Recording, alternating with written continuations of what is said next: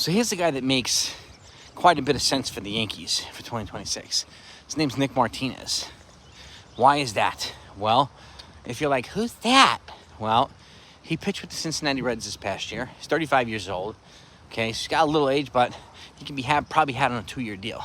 Why do I bring him up? Well, he pitched 4 years in Japan, pitched well, and then coming back to the majors since he's been in the majors, and he's the only player, by the way, to accept the qualifying offer last year.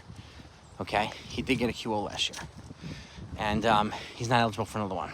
But in 329 innings pitched coming out of the starting rotation, he had a 4.10 ERA, where his biggest value is in the bullpen. 195 innings pitched, a 2.90 ERA.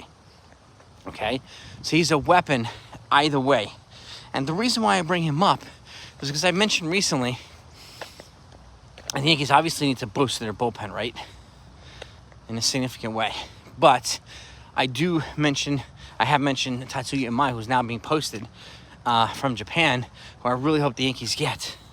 But there is a transition period that takes place when Japanese pitchers come here, right? And instead of throwing them to the Wolves, the Dodgers threw Yamamoto to the Wolves last year. And despite him being awesome in the postseason, he missed half the year last year as a rookie. Roki Sasaki missed half the year this year as a rookie, right? So, and the last thing I want to do with Imai is bring him here, throw him to the Wolves, and have him get hurt as well, and not have him for the postseason, okay? So Nick Martinez provides a perfect complement if the Yankees get Imai, with the condition that the Yankees get Imai.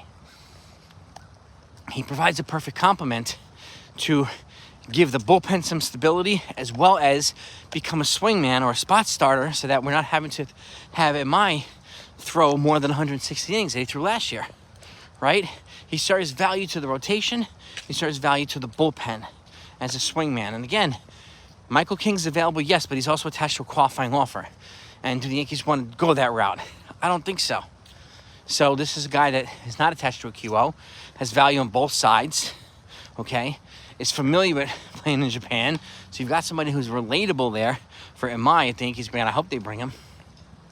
He also gives, like I said, the rotation and bullpen some stability. And he could probably be had on a 2-year deal. And if the Yankees don't want to bring in somebody like P. Fairbanks, who has an issue apparently pitching in cold weather, and shout out to the people in the chat who brought that to my attention, this is a suitable alternative as well. Okay, so you give me your thoughts. Have you heard of him? What do you think about him? You think it'd be a good idea for the Yankees? Let's talk about it.